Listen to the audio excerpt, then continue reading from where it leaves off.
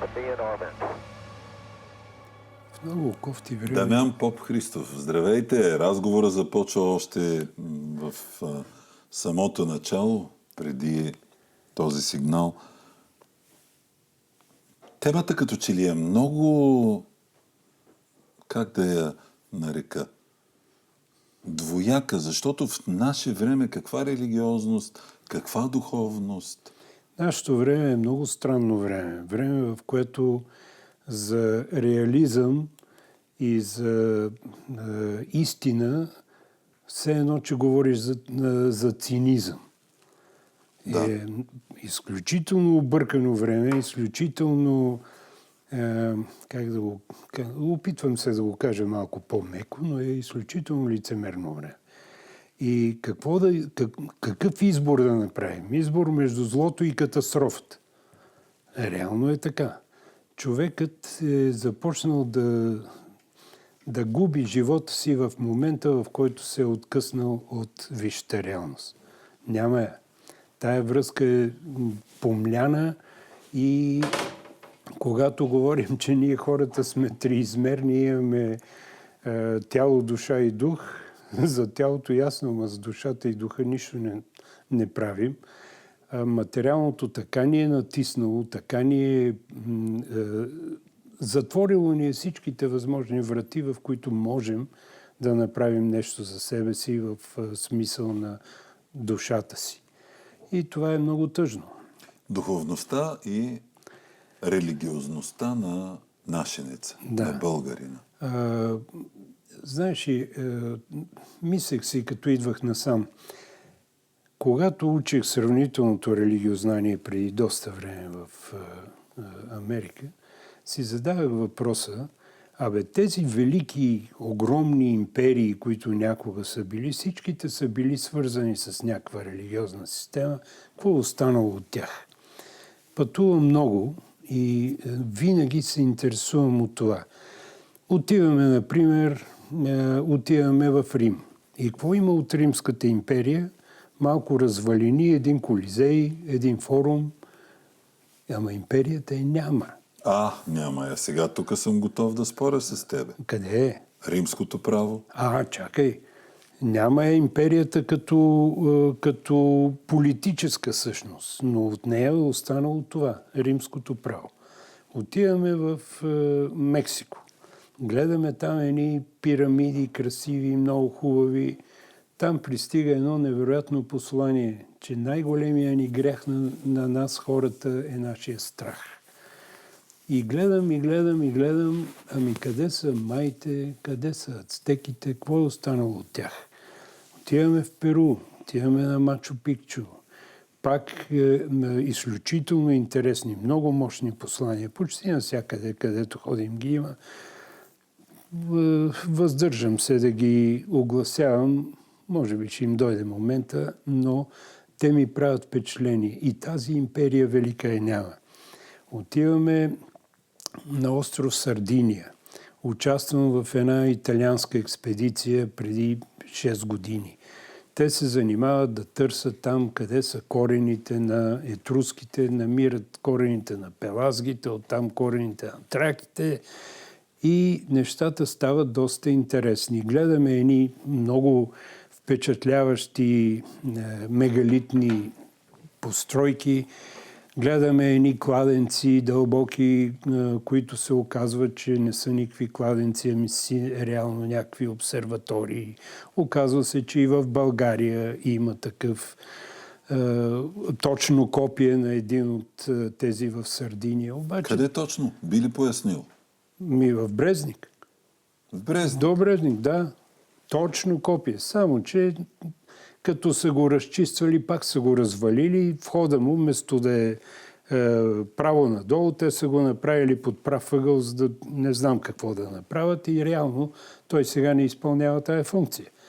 Но в Италия беше повече от очевидно.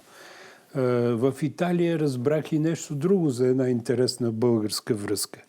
Идва един археолог, с който започваме да работим. Той ме чува, че говоря някакъв по-странен език. Каза, вие откъде сте? Викам, от България. Човека беше някъде над 70 години и се разплака. И каза, моята най-добра колежка беше светла и памет Димитрина Джонова. Много малко знаем за нея тук. Но пак говорим за една цивилизация, която няма. И като си помислиш колко империи вече отдавна ги няма, няма мощната империя на Чингис Хан, отиваме в Пакистан, отиваме в двата най-древни града, Мохенджо-Даро и Харапа. И какво ни се казва? Че арийците са били там, за да получат едно познание за това как да е организиран света. Цар, жрец в една личност. Кой го прави това? Българите. Това е моделът на българското управление. Цар, жрец в една личност. Ето къде сега се събира, къде се появява и религията. Защото царят управлява, а жрецът наставлява. Жрецът трябва да знае какво е горе. И тази империя няма, и монголската няма, и британската няма, и османската няма. Британската има. Да, в лицето на едно малко островче, което се нарича Великобритания, и вече почваш да съмняваш с какво е велика. Канада. Канада. Това е доста... Тогава трябва да турим и Австралия. И... Сега хората спорят за една Гренландия. Да. Това имах предвид, че вече спориме за дали да е злото или да е катастрофата. Но се замислих за следното нещо. Ние сме били империи. Ние говориме за 3 Българии. Стара Велика България, Волжка България, Дунавска България. И винаги се наричат България. И винаги ние оцеляваме, нашия народ е особен. Ние сме като феникса. Винаги се възраждаме от пепелта и винаги се появяваме в момент, когато това е много важно въобще за цивилизацията. Това не звучи високопарно. Защото, и сега това, за което се замислих е, кое е онова, което кара нашия народ да оцелее? Защото не е имало катаклизъм по света, който да не е минал и през нашата глава. Каквото и да си говорим, абсолютно всичко, каквото се е случвало по света, от велики империи, робства, разделения, съединения, какви ли не идеологии, минават всичко през нашата глава и ние сме тук и ние се наричаме българи. И се питах защо, какво, кое е онова, което пази нашия народ, нашата националност. И естествено се върнах към онова, в което българина вярва. Като погледнем нашия фолклор, който е изключително богат и изключително мъдър и изключително многообразен. Тук не мога да те оборя. Колкото и да ми се иска, тук нямам контратеза. Нямаш. И сега като го казах, се сетих за един случай, ще си позволя да го кажа. Заповядай. Преди няколко години на един симпозиум, един германец с невероятен апломб и така помпозност говори за това, че германците имали 30 000 народни песни записани. И като ми кипна кръвта, слушах, като дойде моя ред да говоря, тихичко казах. Господин професора, забравих му името, каза, че се гордее с това, че имате 30 000 песни. В България има много хора, които записват песни от нашия фолклор. Един от тях само се казва Николай Кауфман. Само той персонално е записал над 300 000 песни. И той казвам един от многото. Тишината в залата беше... Грамовна, както се казва. Да. Ама грамовна. Защо го казвам това? Защото продължаваме да не оценяваме какво носи нашия фолклор. Като се върнах назад и като тръгнах да търся в какво е корена на българската вяра и на българския дух и на нашата религия, сега за българите се казва, че вярват слънцето, луната и звездите. Какво е това? Това е принципа на двата полюса, мъжкото и женското. Слънцето е мъжкият принцип, луната е женския. Те обаче са в синхрон. Това пак ще спомена богомилите. На богомилските стечки задължително има и слънцето, и луната. И стои този, който е дедеца, се предполага с дигната ръка между тях. Българина от първия момент на своето съзнателно съществуване знае, че този свят е полярен. Херметическия принцип на полярността. Като знае, че е полярен, той се съобразява с това. И съображението му се изразява в желанието му той да се впише в тази хармонична реалност, която за него е разумна, която е създадена математически прецизно и в която има справедливост. Това българина го прави от първия ден. Това през ритуалите ли става? Прощавай, че те прекъсна. Сега ще става дума и за ритуалите. Голяма част от тях да. Много нашия народен календар, да го кажем, е съобразен с всичките цикли на природата. Най-простото е за двете равноденствия и двете слънцестоения. Но освен това е пълен с празници, в които той празнува природата, природните цикли, силата на природата. Природата за него е жива и тя олицетворява всички възможни съзидателни сили. Стоп, Дамян Попхристов. Хайде сега. Къде отиде тази християнска религиозност? Къде е тук езическата? И кои сме ние? Защото май да не се окаже по твоите думи, които слушам много внимателно, че нашия народ е повече езически, отколкото християнски. И християнството е само външната проява на съвремието. Някои биха могли да го тълкуват и така, но не е съвсем така. Българина знае, че за да се получи баланс в този свят, в който не можеш да елиминираш едното от крайностите и не бива, те трябва да се балансират. Справедливостта идва през вярата. И когато прави всичките тези ритуали, той ги прави с идеята да бъде част от, да се впише в хармонията на природата, а не да я унищожава и да я консумира безконтролно. И естествено, тези ритуали, някои ги наричат езически, макар че от самото начало българите не са типични езичници, ами вярват в единобожието. Християнството естествено налага върху тях своя отпечатък, върху някой празник, веднага слага съответен светец, той става, така да се каже, християнски, но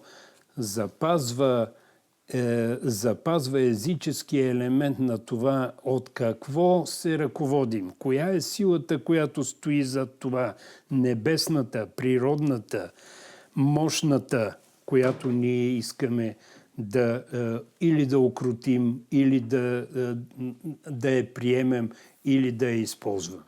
И се въвежда един интересен термин. Това го научих от нашите етнографи, специално при Димитър Маринов. Какво казва той? Той използва термина християнско езичество или източно православно, за да бъда по-точен, източно православно езичество. Тази интересна амалгама се оказва изключително важна и жизнена и е нещо, което съхранява българския национален дух, защото ни спасява по време на робството. Запазва българската нация, националния ни дух запазва. Когато няма държава, която ти налага някакви правила отгоре, когато няма и установена църковна иерархия по нашите земи, която да ти диктува определени правила, догми и така нататък, остава онова езическо православие. Точно сега ми се иска да ти кажа и ще ти го кажа, защото отдавна се познаваме. Това езическо православие май ни е спасявало през години. През годините. Аз конкретно говорех за турското робство, защото там е повече от очевидно. Нищо друго не е съхранило българския дух, както това православно езичество. Нищо друго. След това има и други интересни неща. Ако българите сме дали нещо на Европа, ние сме дали сме богомилството. Моята любима тема. В каква посока? В посока на свободата. Свобода, равенство, братство не е... Това е и масонски принцип. Не забравяй. Масоните го взимат оттам. През Розенкройцерите. Този принцип свобода, равенство, братство обаче при богомилите има много важна добавка.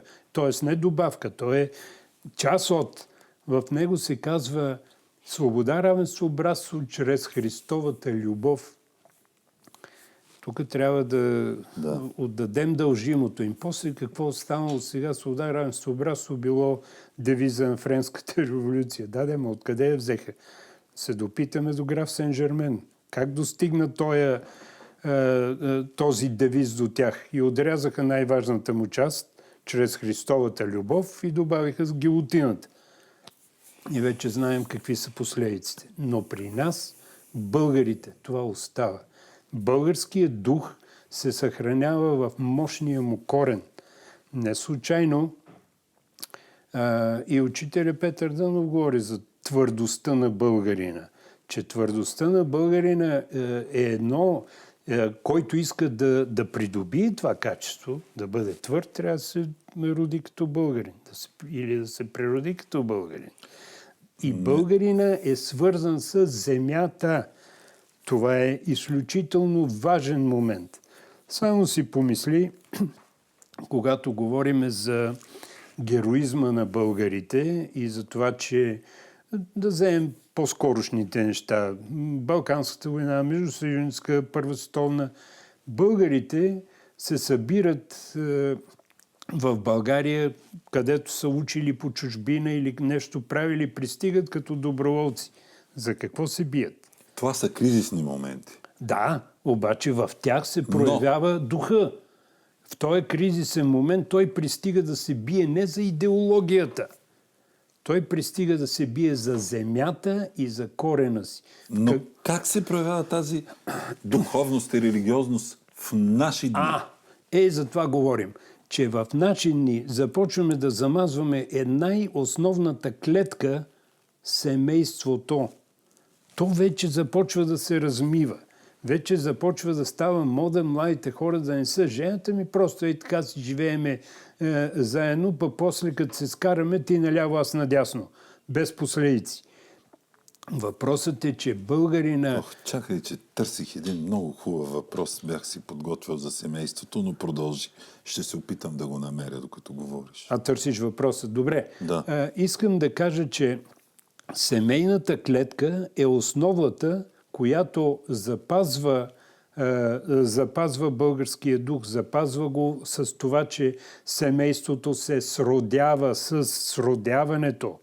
Род по род прави народ. И оттам нататък от тази думичка род следват доста интересни род, роднина, родител и т.н. нататък. Намерих го въпрос. И една друга. И ще ти го задам. Изрод. Който е извън рода, той е лошия. Изрода. Родовата памет, семейната клетка и въпросната вяра, за която говорихме, съхраняват духа на българина. Това нещо в последно време се руши. Семейство. Да. Но, запетайка, миграция. И как всичко това се съчетава днес? Би ли ми обяснил? Ще го обясна. Имах изключително много срещи с българи, съвсем съзнателно, В Италия, в Германия, в Франция, в Испания, в Америка, в Канада, къде ли не. Винаги им казвах едно нещо. Слушах и докато живеех в Америка и там се нагледах на какви ли не емигрантски сценарии, кой за какво напуснал, този го уволнили, другия неудовлетворен, третия дъщерята, сина учат и така нататък, всякакви случаи. В тези случаи обаче виждах хора с по 2-3 висши образования, които се занимават с крайно несвойствена работа. Ти американски граждани ли си? Не, български граждани съм. Колко време изкара в Америка? 20 години. Без един семестър. Добре, окей. Сега, тези хора се занимаваха с продаване на пици, гледане на старци, разхождане на кучета, но до един момент пропаднал българин не видях. Защо? И им казвах на тия хора, като се събираме, вечно имаше, на мен това ми случило, на мен това ми случило и винаги им казвах, слушайте хора, където и да се намирате, вие заразявате средата. Те ме гледат, с кое заразяваме, нали така реагират. Викам, с духовност. Защото носите онова, което е покълнало във вашите души от време оно, от нашите корени. И ходят навсякъде по света, обаче една немалка част се връщат. Аз съм един от примерите. 20 години и се прибрах. И не съжалявам. И се чувствам много добре. Да, имаше един период на така адаптация, но и той премина, като си в къщи и стените помагат. Ние те открихме в този период. Помогнахме. Верно е, благодаря. Но идеята за това, че... Благодаря, че прие шегата. Как бе? Това връщане в корена е изключително важно. Какво може да направим днеска ли? И защо изобщо говорим за това? Защото тази разруха, която настава, тя е и духовна, тя е и материална, защото никога няма да станем по-богати от американците, никога няма да станем и, дай Боже, никога да не ни мине и през ум да бъдем някаква военна сила с ядрени оръжия или каквото и да било, но нашия дух е онова, което заразява, защото тази твърдост на българина, някои го наричат инат. Не обичам тая дума, защото ината не е много положително качество, но твърдостта е. И сега мина ми през ума един цитат от Евангелието на Йоан.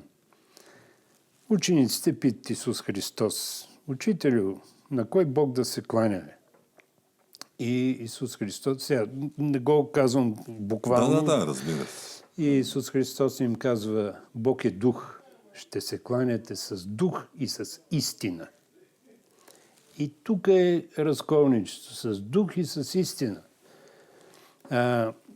Къде е истината на българина е въпроса и как да я открие тая истина, в какво да я намери, как да я разбере, защото в днешно време има толкова много фалшива истина, че вече трудно да се ориентираш. И тогава се връщам пак към онова, което богомилите са проповядвали. Защото те са дошли за да направят човека свободен и човека свързан с духовната реалност.